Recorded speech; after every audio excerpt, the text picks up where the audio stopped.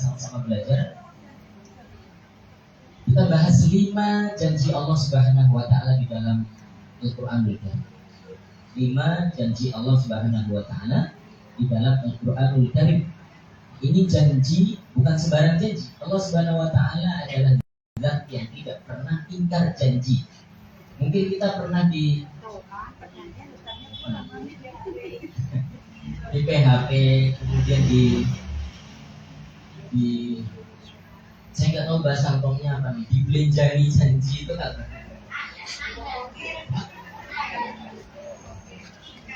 Diingkari janjinya, orang janji sama kita tapi diingkari begitu saja. Ini dalam hal apapun ya, misalnya pekerjaan atau utang piutang misalnya, atau dalam hal-hal lain, pertemanan, persaudaraan dan lain sebagainya. Tapi Allah Subhanahu wa taala kalau sudah berjanji, Allah tidak mengingkari janji. Ada 5 janji Allah Subhanahu wa taala di dalam Al-Qur'an yang akan kita bahas pada siang hari ini. 5 janji itu adalah yang pertama, Allah Subhanahu wa taala berfirman, "Udhkuruni adzkurkum." Ingatlah kepadaku, maka aku akan ingat kepadamu. Itu janji yang pertama. Kita bahas dulu, sebutkan dulu semua janjinya, nanti kita bahas. Nomor 2, janji Allah Subhanahu wa taala, "Ud'uni astajib lakum." Berdoalah, mintalah hanya kepadaku, pasti aku kabulkan setiap doa dan doa. Janji Allah yang ketiga, la in syakartum la azidannakum. Bersyukurlah atas karunia dan anugerah yang aku beri. Kalau engkau bersyukur, tidak akan aku kurangi, justru malah aku tambah nikmat itu, aku tambah karunia, aku tambah anugerah. Janji Allah yang keempat, wa ma kana Allahu mu'adzibahum wa hum yastaghfirun. Sekali-kali Allah tidak akan mengazab satu kaum. Bahasa kita, Allah tidak akan menceburkan kita dalam keadaan yang sangat sulit. Allah tidak akan menceburkan kita dalam situasi yang begitu pelik. Tidak akan.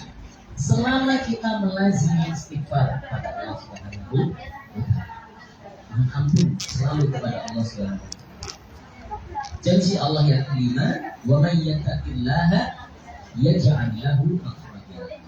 Siapa yang senantiasa berusaha bertakwa kepada Allah Subhanahu wa taala, Allah akan berikan makhraja. Allah akan berikan jalan keluar. Allah akan berikan solusi dari setiap permasalahan hidup yang kita hadapi. Oke, siap itu yang dirahmati Allah. Halo, Assalamualaikum. Ada yang ngantuk, ada yang ngantuk. Kalau ada yang ngantuk, temunya sikut. Sikut, tapi sikutnya diraut dulu, biar runcing, biar berasa. Kita bahas satu persatu ya. Janji Allah yang pertama adalah udhkuruni adzkurkum. Udhkuruni adzkurkum. Surat Al-Baqarah ayat 150. Allah Subhanahu wa taala berfirman, ingatlah kepadaku, maka aku akan ingat kepadamu. Bu, kita itu hidup banyak sekali problem, banyak sekali masalah. Mulai dari diri pribadi, ya, bisa jadi masalah kesehatan, bisa jadi masalah ekonomi, nanti meluas ke saudara, pekerjaan, pertemanan, gitu ya, silaturahim. Masalah itu banyak loh, anak-anak sekolah, lain sebagainya. Itu masalah banyak.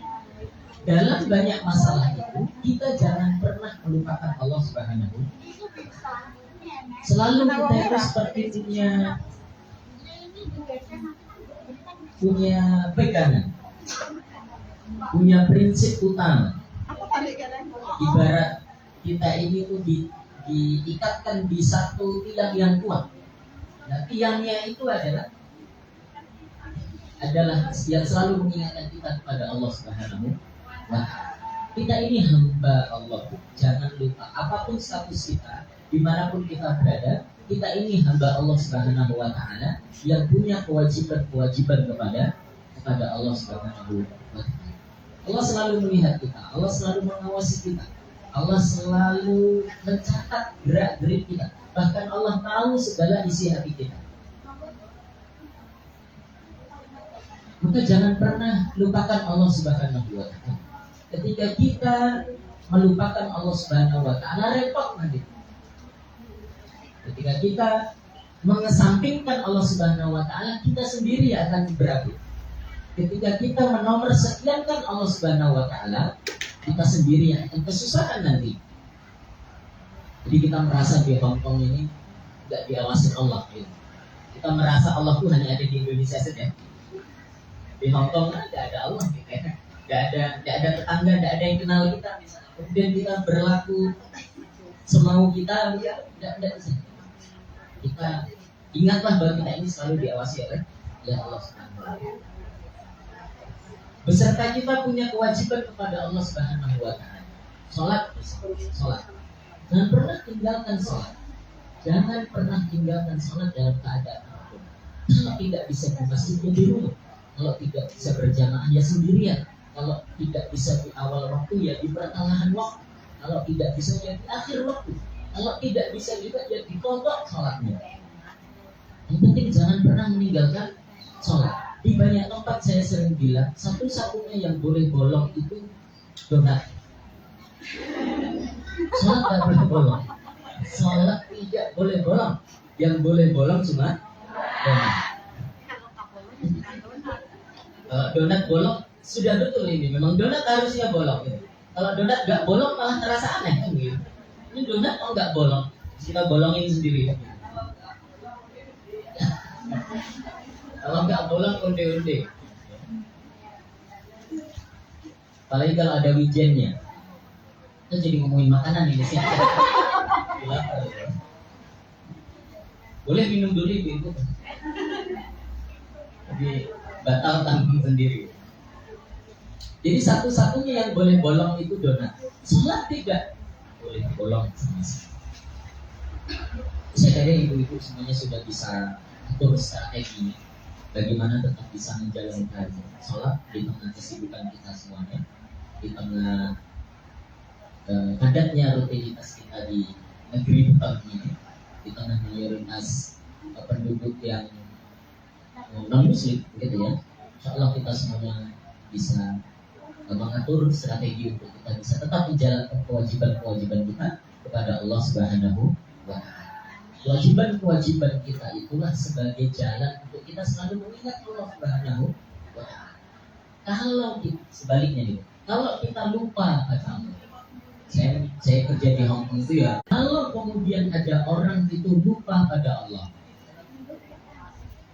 kalau ada orang tidak mengindahkan perintah-perintah Allah, kalau ada orang mengesampingkan syariat Allah Subhanahu wa Ta'ala, kalau ada orang menomorsetiankan Allah Subhanahu wa Ta'ala, kita takut dia itu nanti akan masuk di dalam Quran surat Taha ayat 120.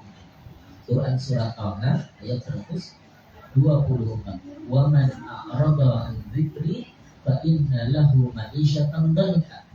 Siapa yang berpaling dariku, siapa yang tidak mengindahkan aturanku, siapa yang sengaja melupakan aku, kata Allah, fa inna lahu ma'isyatan dhanka, maka baginya kehidupan yang sempit di dunia. Kehidupan yang sempit di dunia. Apa itu kehidupan yang sempit di dunia? Mungkin boleh jadi uang di tabungannya banyak, mungkin boleh jadi uang di rekeningnya itu tebal, tetapi hatinya selalu sempit, merasa kurang. Mungkin boleh jadi di kampung halaman tanahnya luas, sawahnya lebar, tapi hatinya sempit, selalu khawatir jangan-jangan tanah saya dicaplok orang, jangan-jangan tanah saya dibangun sama si A, si B, si C. Hatinya sempit, selalu khawatirkan dunia. Mungkin dia diberi atau bisa beli kasur yang empuk, tapi tidak pernah tidur dengan. Mungkin bantalnya terbuat dari sutra, tapi selalu mimpi buruk. Itulah kehidupan yang sempit. Lihat orang senang, susah. Lihat orang susah, senang. Itu kehidupan yang sempit. Orang-orang yang melupakan Allah akan diberikan kehidupan dunia yang sempit. Innallahu ma'isyatan dhanka. Selesaikan sampai di situ tidak. Wa nahsyuruhu yaumal qiyamati a'ma. Nanti di yaumil akhir dia akan dibangkitkan dalam keadaan buta, tidak bisa melihat. Qala rabbi lima hasyartani a'ma. Ya Allah, kenapa hari ini aku dibangkitkan dalam keadaan buta? Dulu itu saya itu pandangannya jeli banget, bisa membedakan di kegelapan malam mana $500, mana $1.000. Sekarang loh, saya buta tidak bisa lihat. Kata Allah Subhanahu wa taala, qala kadzalik. Rasakan itu.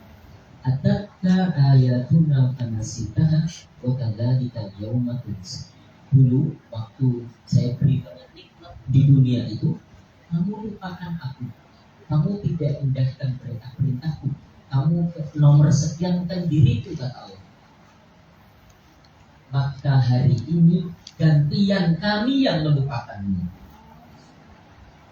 Di dunia orang melupakan Allah, di akhirat Allah sengaja melupakan ini orang. Tidak digubris, bahasa Jermannya tidak direken. Orang digagas sama Allah Subhanahu wa taala. Bukankah itu azab yang paling sedih? Bahkan sebelum kita masuk neraka, ketika kita tidak lagi digubris oleh Allah Subhanahu wa taala, tidak dilihat oleh Allah Subhanahu wa taala. Padahal di yaumil akhir tidak ada pertolongan kecuali pertolongan Allah, tidak ada naungan kecuali naungan Allah Subhanahu wa taala. Mudah-mudahan kita semuanya ini jadi orang-orang yang selalu ingat pada Allah Subhanahu wa taala. Bukan termasuk orang yang lalai kepada Allah Subhanahu wa taala. Ketika kita ingat pada Allah di kala atau di kala lapang, maka Allah akan ingat kita ketika kita berada dalam keadaan sulit. Ketika kita sehat, ingat pada Allah, maka Allah akan ingat ketika kita sakit. Di semuanya kita aturkan kepada Allah Subhanahu wa taala. Kalau ibu hari ini dapat nikmat, ya itu dari Allah Subhanahu wa taala. Ingat Allah, sambungkan ke Allah Subhanahu wa taala. Kalau ibu hari ini capek, kalau ibu hari ini sakit, kalau ibu hari ini mendapatkan musibah, maka juga ingatlah itu dari Allah Subhanahu wa taala. Minta bantuan sama Allah, minta pertolongan sama Allah Subhanahu wa taala. Janji Allah yang pertama, ingatlah kepadaku, maka aku akan ingat kepadamu. Allah juga mudah saja, kalau kamu lupa kepadaku, tujuh. Nanti di akhir gantian kami yang halo, assalamualaikum. Masih semangat nih? Kita lanjut ke janji Allah yang kedua. Apa bu? Ud'uni astajib lakum. Berdoalah, mintalah hanya kepadaku Allah, maka aku akan kabulkan seluruh permintaan. Bu, kita itu bukan zaman kayak dulu itu apa namanya minta sama setan, minta sama pohon, minta sama ada, minta sama berhala. Kita hari ini tuh mintanya harus cuma sama Allah Subhanahu wa taala. Ibu kalau punya hajat, ibu kalau punya keperluan, ibu kalau punya keinginan, ibu punya cita-cita dan harapan, haturkan kepada Allah Subhanahu wa taala. Ketika seorang hamba yang salih, hamba yang mukmin itu berdoa kepada Allah, maksudnya itu bukan kita ngasih tahu Allah, ya Allah ini loh aku butuhnya itu ini aku perlunya itu, enggak. Allah kan maha tahu. Allah tuh tahu kebutuhan kita. Allah bahkan tahu apa yang ada dalam hati kita. Allah tidak butuh kita ngasih tahu Allah itu, enggak. Jadi apa manfaatnya berdoa? Berdoa itu minta kepada Allah, bermunajat kepada Allah, itu sama artinya kita sedang membangun hubungan yang baik antara kita seorang hamba dengan Allah Tuhan. Jadi bukan sekedar transfer informasi. Insya Allah kalau kita nggak tahu saya ini lagi pengen mobil loh, Allah tahu. Jadi bagaimana terus kita membangun hubungan yang baik dengan Allah Subhanahu wa taala. Kata Sayyidina Umar bin Khattab radhiyallahu taala anhu, dia pernah saya itu tidak pernah khawatir. Ini kata Sayyidina Umar. Saya tidak pernah khawatir kapan doa saya dikabulkan. Ya. Saya tidak pernah mikirin di mana doa saya dikabulkan. Tidak. Saya juga tidak pernah ambil hati bagaimana cara Allah mengabulkan doa saya. Tidak pernah saya pikirkan itu semuanya. Yang penting saya terus berdoa kepada Allah Subhanahu wa Ta'ala. Karena ketika kita berhenti berdoa kepada Allah, ketika kita berhenti meminta kepada Allah, itu artinya kita sudah masuk dalam ranah orang-orang yang sombong, menganggap semuanya ini bisa selesai dengan kita. Oh gampang, nanti saya punya teman-teman yang bisa. Oh gampang, saya punya koneksi yang bisa memback. Oh gampang, saya punya cukup tabungan untuk memuluskan semua urusan. Kalau kita berhenti meminta kepada Allah, kita masuk orang-orang yang sombong. Jadi apapun kebutuhan kita, apapun hajat kita, apapun harapan kita, besar maupun kecil, betulkan semuanya kepada Allah Subhanahu wa Ta'ala. Kata Nabi Muhammad SAW, cuma ada tiga kemungkinan ketika seorang hamba itu berdoa kepada Allah Subhanahu wa Ta'ala. Kemungkinan pertama, Allah akan kabulkan sesuai dengan apa yang dia minta. Minta apa nih? Minta apa itu? Enggak suami. Enggak mau lebih spesifik loh. Suami secara umum gitu ya. Nah, gitu ya. Saya yang ganteng yang soleh.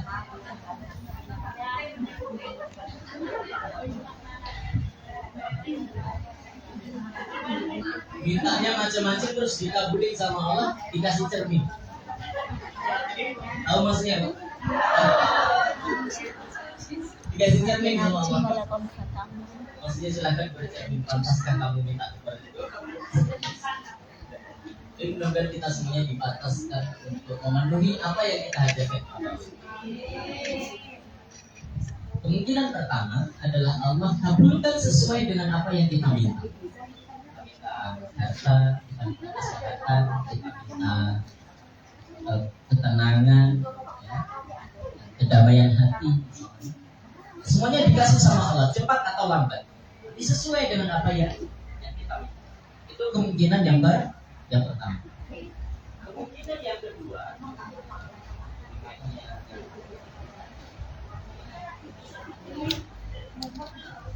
baiknya perilaku. Mudah-mudahan yang belakang kalau pas mic-nya mati atau dengar suara saya.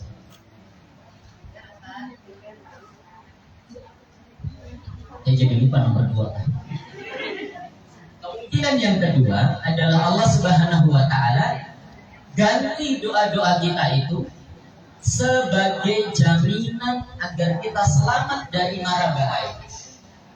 Jadi doa yang kita panjatkan itu ya, tidak dikabulkan sebagaimana yang kita minta, tapi doa itu sebagai asuransi kita selalu diselamatkan oleh Allah Subhanahu wa Ta'ala dari hal-hal yang membahayakan.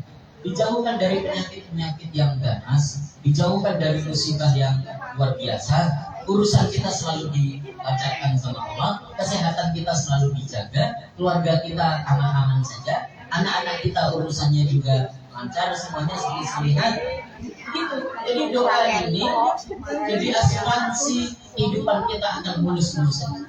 Itu kemungkinan yang jadi tidak pernah, jangan sampai kita ini berputus asa dari berdoa kepada Allah Subhanahu wa Ta'ala. Ya Allah, saya mintanya A, tapi kok tidak kunjung dikasih A. Saya mintanya B, tapi kok tidak kunjung dikasih B.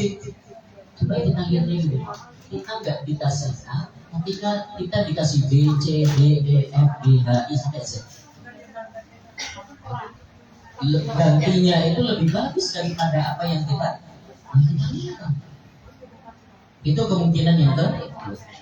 Kemungkinan yang ketiga, ketika seorang hamba berdoa kepada Allah Subhanahu wa Ta'ala adalah Allah simpan seluruh doa baiknya itu, Allah tabung seluruh tintanya itu, Allah kumpulkan seluruh tangis harunya itu, lalu nanti kita akan terperanjat ketika kita masuk surga, silahkan. Ini adalah tabungan doa-doamu. Kita kaget, ya Allah, ternyata begitu indah tabungan doa. Ya, saya di dunia tidak mendapatkan ini, tidak mendapatkan ini, tidak sesuai ini, tidak sesuai itu. Tapi ternyata semuanya disimpan dan tidak sia-sia. Kalau tahu begini,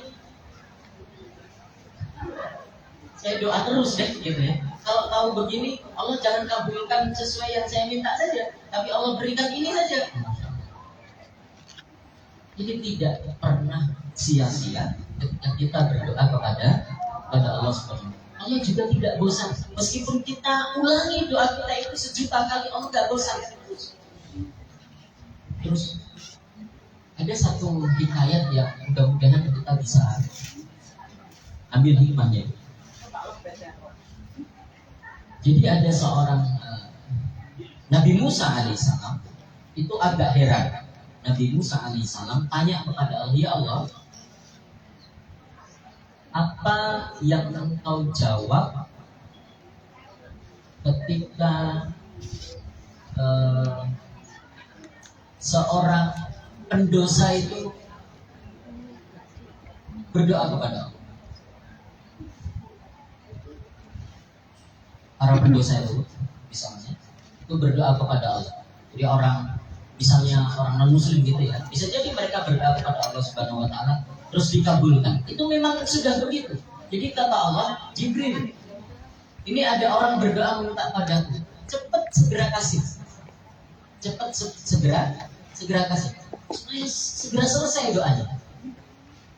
Tapi kalau ada seorang mukmin yang tiap malam berdoa pada Allah, nangis, duduk, bersentuh-sentuh, haru diri, bermunajat kepada Allah. Besoknya dia lakukan lagi, besoknya dia lakukan lagi, besoknya dia lakukan lagi. Dan Allah seakan-akan selalu menahan doanya. Memang begitu cara Allah Subhanahu wa taala. Ketika seorang mukmin berdoa itu, Allah berfirman kepada Jibril, wahai Jibril, tahan doa hambaku ini, jangan segera dikabulkan. Karena saya mencintai, saya suka dengan suara, saya suka rintihan tangisnya. Maka biarkan dia terus berdoa bermunajat. Tapi kalau ada orang jahat, orang jelek, sekali berdoa bisa jadi dikasih sama Allah. Ibaratnya gampangnya. Kita kalau lagi di rumah, kemudian ada tuh orang ngamen. Itu kalau ngamen kan macam-macam ya, ada yang suaranya jelek, ada yang jelek banget. Kalau kita ketemunya orang yang ngamen yang asal-asalan saja begitu, ngamennya itu nggak dari hati begitu, nggak sesuai passion hatinya. Pokoknya sekedar cari uang saja begitu. Nyanyinya nggak enak, lagunya nggak bagus gitu. Kita kan coba-coba kasih, biar apa? Biar pergi, kan gitu kan? Biar pergi. Tapi kalau pengamennya itu ganteng,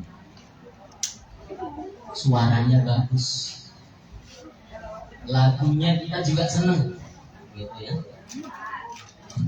wangi, masih single lagi, gitu. Kita tuh pura-pura nggak lihat, gitu ya, pura-pura nggak lihat, pura-pura apa kayak biar lama, kan begitu kan? Biar lama, karena kita senang dengan orangnya, kita senang dengan suaranya. Kalau perlu kita bilang, bang 5 album bang. Lamaan dikit dari pagi sampai sore ya gitu. Dia jadi konser tunggal di depan rumah kan gitu kan. Mudahnya begitu misalnya. Jadi kalau ada orang yang tidak baik, sekali berdoa kok dikabulkan sama Allah, itu jadi introspeksi bagi kita. Jangan-jangan Allah nggak suka sama kita. Allah nggak suka sama rintihan kita. Allah nggak suka sama doa-doa kita. Terus seperti dikabulkan gitu. Tapi juga jangan berputus asa ketika ibu selalu berdoa pada Allah, kok Allah nggak kunjung berikan jawaban misalnya. Itu bisa jadi satu tanda Allah Subhanahu wa taala mencintai kita. Allah suka nih ketika kita itu bermunajat gitu ya, berduaan sama Allah, kita nangis, kita keluarkan semuanya, kita curhatin semua. Ya Allah, curhat dong. Boleh sih. Itu Allah cinta pada kita. Ud'uni astajib. Berdoalah hanya kepadaku, mintalah hanya kepadaku, maka aku kabulkan setiap doa. Bahkan aku jawab lebih baik dari apa yang kalian minta. Halo, assalamualaikum. Sudah ngantuk?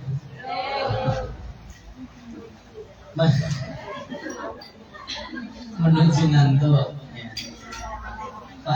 Padahal kita baru di janji yang nomor 2. Padahal ada berapa? 15 lagi ya. 5 aja. Nomor 3 apa janji Allah Subhanahu wa taala? Ayo tadi apa? Ayo tadi apa? Ayo. Ibu, ini nasihat. Ini nasihat. Ibu-ibu kalau ngaji bagusnya jangan cuma jiping. Jiping tuh ngaji kuping. Ngaji kuping tuh cuma pasang kuping saja. Masuk telinga kanan, keluar lagi telinga kanan. Enggak masuk tuh. Jadi mentalan saya begitu. Tapi bagusnya bawa catat. Boleh pakai HP, boleh pakai buku, dicatat poin-poin pentingnya supaya kalau ngaji itu ada oleh-olehnya. Ada oleh-oleh, ada catatannya. Oh ini dulu saya ngaji ini di masjid dulu sama ustaz ini, sama ustazah ini, materinya ini, ringkasannya ini. Nanti kita bisa baca lagi. Nggak usah semuanya dicatat, enggak. Tapi kira-kira yang penting yang menurut ibu perlu dicatat, itu dicatat. Bagus. Boleh pakai HP, boleh pakai laptop, boleh pakai apa catatan lain sebagainya boleh. Mudah-mudahan. Jadi ya yang ngaji kuping saja ya bagus. Sudah datang di sini tuh sudah bagus banget. Sudah bagus pakai banget gitu ya. Tapi kalau yang mencatat itu lebih bagus. Maka saya doakan ibu-ibu Allah yang ngajinya duduknya rapi, tegak gitu ya, dapat pahala sempurna. Allah. Yang duduknya santai, sender-sender tembok sambil selonjoran. Saya doakan ya pahalanya sempurna juga, tapi bagi 2 sama tembok. Jadi ibu masuk surga temboknya itu kan gitu. Bagi 2 sama tembok. Nomor 3, janji Allah Subhanahu wa taala, la in syakartum la azidannakum. Syukuri apapun yang Allah Subhanahu wa taala berikan pada kita hari ini. Kalau kita mau hitung-hitung, maka kenikmatan Allah itu banyak pakai banget, dan kita tidak pernah selesai untuk menghitung segala nikmat dari Allah Subhanahu wa taala. Jangan selalu melihat ke atas, tapi sering-sering kita lihat ke.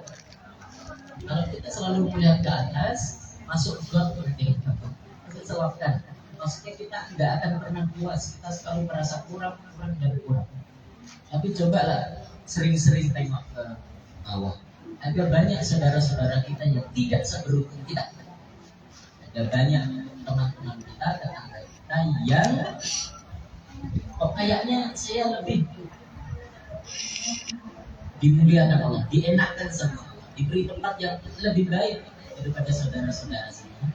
Itu jadi bahan untuk kita syukuri kepada Allah Subhanahu wa taala. Jangan jadi bahan untuk kita pamerin, untuk kita pamerkan, tapi untuk kita bahan bersyukur kepada Allah Subhanahu wa taala. Kalau kita bersyukur atas seluruh nikmat yang Allah telah berikan ini, maka Allah akan jaga kenikmatan itu tidak hilang dari kita. Akan selalu ada pada kita, bahkan dijaga, ditambahi awetnya, atau bahkan ditambahkan keberkahan atas segala nikmat itu. Kalau kita bersyukur kepada Allah Subhanahu wa taala. Jadi mari kita jadi orang-orang yang pandai bersyukur, menjadi orang-orang yang pandai berterima kasih. Habis terima terus dikasih. Jangan terima terus disimpan sendiri, enggak. Itu bisa jadi bukan bentuk syukur kita. Terima terus dikasih sebagian. Ya jangan semuanya, sebagian untuk kita, sebagian untuk keluarga, sebagian untuk membantu orang-orang lain. Itu namanya pandai terima kasih. Kalau kita bersyukur pada Allah, maka Allah akan tambahkan nikmatnya kepada kita semua. Janji Allah yang ke apa, Bu? Yuk. Kalau kita ini selalu melazimi istighfar, astagfirullahaladzim, artinya saya mohon ampun kepada Allah Subhanahu wa Ta'ala. Kalau seorang itu selalu melazimi istighfar, maka Allah jamin, Allah tidak akan pernah cemplungkan dia di satu kondisi yang pelik sekali, di satu musibah yang membuat gelisah gundah gulana. Tidak ada. Hidup kita akan lurus-lurus saja. Hidup kita akan lurus-lurus saja. Jadikan itu sebagai wirid harian kita. Jadikan itu sebagai tirakat harian kita. Jadikan itu sebagai pegangan lisan kita. Istighfar itu jadikan sebagai pusaka kita. Pusaka kita. Kita ini bayangannya kan, orang kalau sakti itu punya pusaka. Pusakanya apa? Keris gitu ya. Cincin misalnya. Pusakanya apa lagi? Punya ajian-ajian. Punya jimat-jimat tertentu kan. Kita juga punya jimat. Kita juga punya pusaka. Kita juga punya amalan-amalan, tapi amalannya yang sesuai dengan syariat Islam. Apa jimat kita itu? Yaitu lidah kita, lisan kita tidak pernah kering dari istighfar kepada Allah Subhanahu. Istighfar, astagfirullahaladzim. Istighfar itu gampang banget, cuma modal mulut saja. Siapa yang tidak punya mulut? Tapi semuanya punya modal untuk bisa istighfar. Istighfar tidak perlu bayar, istighfar tidak perlu top up atadong, ya. Tidak perlu punya oktopus, tidak. Istighfar tidak harus punya wudu, ya. Istighfar tidak harus di masjid, istighfar tidak harus pakai kerudung, tidak. Istighfar bisa dilakukan di mana saja dan aku lagi masak, aku lagi seneng istighfar. Bila ibu lagi susah istighfar, ibu lagi marah istighfar, gitu. Lagi masak tangannya kena minyak, astagfirullah gitu kan. Bagus daripada kata-kata yang lain kan gitu. Jadi istighfar itu lekat sekali dengan lidah kita, dengan lisan kita. Nabi kita Muhammad SAW, bayangkan. Nabi Muhammad itu sudah topnya orang. Tidak ada yang lebih saleh dari Nabi Muhammad SAW. Bahkan Nabi tidak punya dosa sama sekali. Dosa besar enggak, dosa kecil juga tidak. Nabi tidak punya dosa. Nabi terjaga dari dosa. Pun demikian, Nabi kita mengajari, Nabi itu satu hari satu malam tidak kurang istighfar sebanyak 70 kali. Astagfirullahaladzim. Boleh tambahin. Alladzi la ilaha illa huwa al-hayyul qayyum wa atubu ilaih. Silakan ditambah-tambahin zikir-zikir yang lain. Tapi intinya adalah kita selalu mohon ampun kepada Allah Subhanahu. Kalau bukan kepada Allah, siapa yang akan mengampuni dosa kita? Siapa yang akan menganugerahi kita dengan rahmat-Nya yang luas? Lebih-lebih kita punya wirid khusus lagi, yaitu setiap selesai sholat minimal kita baca Sayyidul Istighfar. Siapa yang hafal Sayyidul Istighfar? Ibu. Allahumma anta rabbi la ilaha illa anta khalaqtani wa ana 'abduka wa ana 'ala ahdika wa wa'dika mastata'tu. Sanatu abu'u laka ni'matika 'alayya wa abu'u laka bi dhanbi faghfirli fa innahu la yaghfiru dzunuba illa anta. Ibu-ibu yang belum hafal, silahkan buka HP HP-nya bisa hadapin. Maksudnya HP-nya diajak belajar. Di HP silahkan browsing, cari di Google Sayyidul Istighfar. Ya, jangan HP-nya cuma lihat Shopee saja. Lihat barang-barang, sepatu, baju, lihat Facebook, Instagram, WhatsApp, dan lain sebagainya. HP-nya juga diajak belajar. Lihat di HP, cari di HP, zikir Sayyidul Istighfar. Baca, hafalkan, dan praktekkan minimal setiap selesai sholat. Nanti kita akan jadi adem.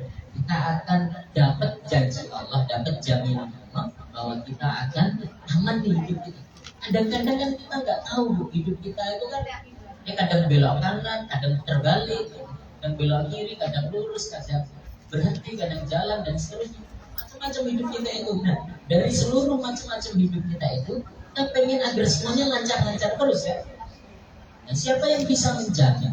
Atau siapa yang bisa menduga? Jangan-jangan hari ini urusan kita selalu lancar-lancar saja itu ya salah satu wasilahnya karena istighfar yang kita baca setiap kali.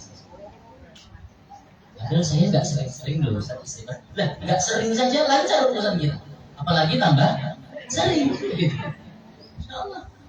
Itu siapa yang bisa menduga? Jangan-jangan memang karena itu. Istighfar kepada Allah Subhanahu wa Ta'ala.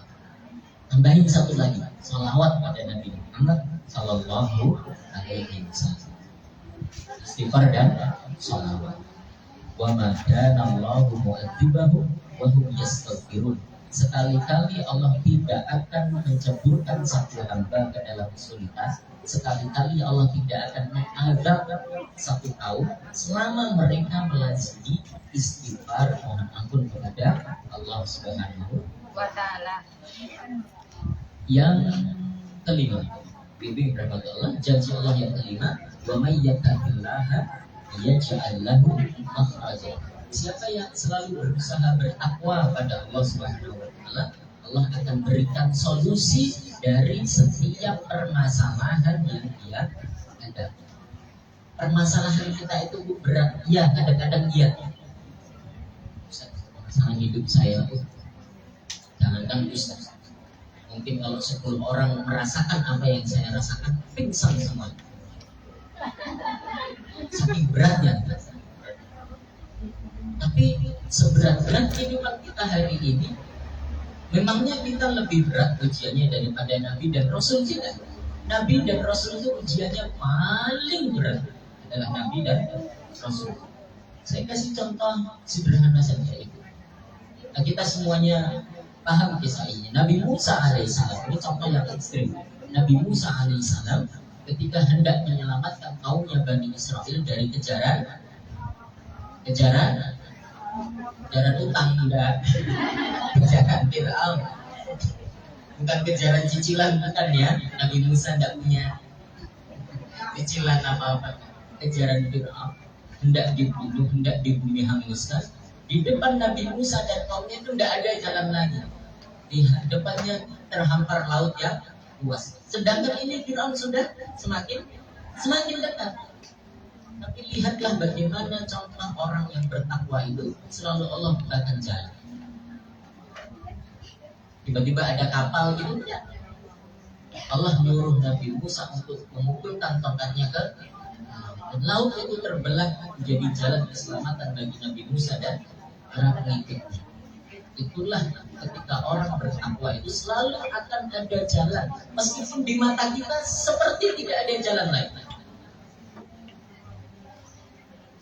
1000 jalan menuju Roma, tapi Allah punya 1.000.000 jalan untuk masalah-masalah kita.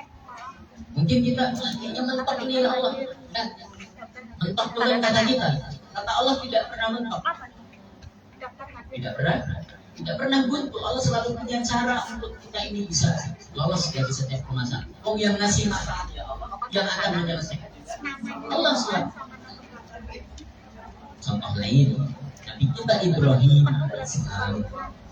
Ketika Nabi Ibrahim ditangkap dan mau dieksekusi, dieksekusinya dia apa? Dilemparkan ke dalam kobaran api. Itu tidak ada lagi orang yang bisa menolong keluarganya.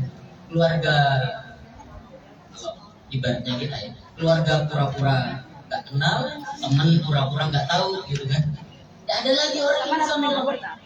Tidak ada pengacara yang bisa bantu, tidak ada KJRI yang bisa membackup. Nabi Ibrahim sudah mau dilemparkan. Hasbunallah wa ni'mal wakil, ni'mal maula wa ni'mal. Cukuplah bagi Allah Subhanahu wa taala, dialah sebagai penolong dan pelindung. Ketika dilempar ke dalam api itu, Allah Subhanahu wa taala berfirman, "Ya naru kunibat wa salaman ala Ibrahim."